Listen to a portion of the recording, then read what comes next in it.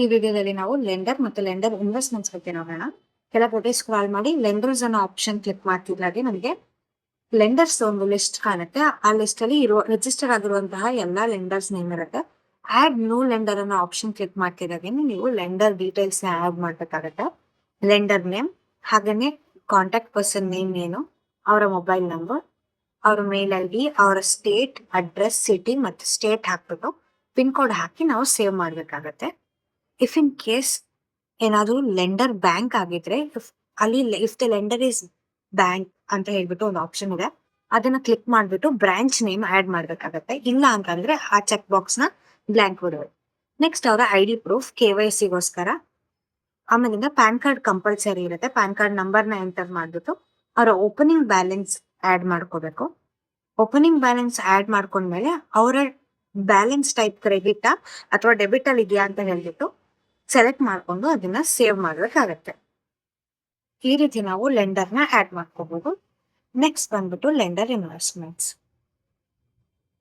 Lender investment option click ಮಾಡ್ತಾ ಇದ್ದಾಗನೇ ಈ page open ಆಗುತ್ತೆ. ಇಲ್ಲಿ ಯಾವ ಲೆಂಡರ್ ಇನ್ವೆಸ್ಟ್ ಮಾಡಿದ್ದಾರೆ ಅನ್ನೋಂತಹ ಲಿಸ್ಟ್ ಕಾಣುತ್ತೆ ನಮಗೆ.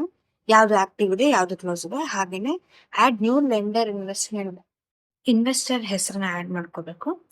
ನೆಕ್ಸ್ಟ್ ಬಂದ್ಬಿಟ್ಟು investment date, next investment amount, ಹಂಗೆ ಅವರು ಎಷ್ಟು ಅಮೌಂಟ್ ಇನ್ವೆಸ್ಟ್ ಮಾಡ್ತಾ ಇದ್ದಾರೆ ಅನ್ನೋದನ್ನ ಆಡ್ ಮಾಡಬೇಕು.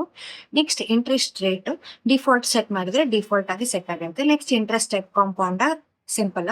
ಆಮೇಲಿಂದ interest calculation monthly, weekly, bi weekly. Next duration of the pledge, ಎಷ್ಟು ದಿನ ಇರುತ್ತೆ ಅವ್ರ ಹತ್ರ ಆಗ್ಬೇಕು. ನೆಕ್ಸ್ಟ್ ಪ್ಲೆಡ್ಜ್ ರೆಫರೆನ್ಸ್ ಏನಾದ್ರು ಇತ್ತು ಅಂತಂದ್ರೆ ಆ ಪ್ಲೆಡ್ಜ್ ರೆಫರೆನ್ಸ್ ನ ಇಲ್ಲಿ ಆಡ್ ಮಾಡ್ಕೋಬೇಕಾಗತ್ತೆ. ಈ ರೀತಿ ಪ್ಲೆಡ್ಜ್ ರೆಫರೆನ್ಸ್ ಆಡ್ ಮಾಡ್ಕೊಳ್ಳೋದ್ರಿಂದ ಆ ಪ್ಲೆಡ್ಜ್ ಇವ್ರ ಹತ್ರ ಇದೆ ಅನ್ನೋದು ಅಂತಹ ಒಂದು ರೆಫರೆನ್ಸ್ ನಮಗೆ ಸಿಗತ್ತೆ.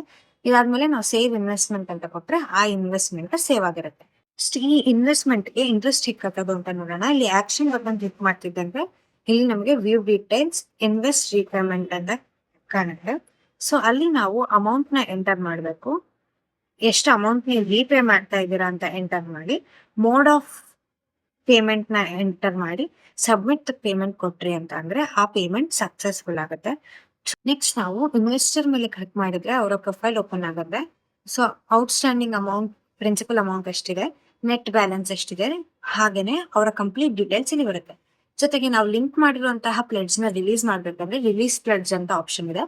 ಈ ಪ್ಲೆಡ್ಜ್ ರಿಲೀಸ್ ಆಗುತ್ತೆ. ಇದು ರಿಲೀಸ್ ಆದ್ಮೇಲೆ ನಮಗೆ ಈ ಇನ್ವೆಸ್ಟ್ಮೆಂಟ್ ನ ಕ್ಲೋಸ್ ಮಾಡ್ಲಿಕ್ಕೆ ಆಗುತ್ತೆ. ಸೊ ಇದಿಷ್ಟು ಆದ್ಮೇಲಿಂದ ಮತ್ತೆ ರೀಪೇಮೆಂಟ್ ಆಪ್ಷನ್ ಸೆಲೆಕ್ಟ್ ಮಾಡಬೇಕು. ಮಾಡಿ ಅಮೌಂಟ್ ಎಂಟರ್ ಮಾಡಬೇಕು. ಎಂಟರ್ ಆದ ಮೇಲೆ ಸಬ್ಮಿಟ್ ಪೇಮೆಂಟ್ ಅಂತ ಒಂದು ಆಪ್ಷನ್ ಇದೆ. ಅದನ್ನ ಕ್ಲಿಕ್ ಮಾಡಿದ ತಕ್ಷಣ ಪೇಮೆಂಟ್ ರೆಕಾರ್ಡ್ ಆಗುತ್ತೆ. ಅದಾದ್ಮೇಲಿಂದ ಆ ಇನ್ವೆಸ್ಟ್ಮೆಂಟ್ ಕ್ಲೋಸ್ ಆಗುತ್ತೆ. ಈ ರೀತಿ ಇನ್ವೆಸ್ಟ್ಮೆಂಟ್ ನ ಕ್ಲೋಸ್ ಮಾಡೋದು. ಕ್ಲೋಸ್ ಆಗಿರೋದು ಇನ್ವೆಸ್ಟ್ಮೆಂಟ್ ಲಿಸ್ಟ್ ಅಲ್ಲಿ ಕ್ಲೋಸ್ಡ್ ಅಂತ ಶೋ ಆಗುತ್ತೆ.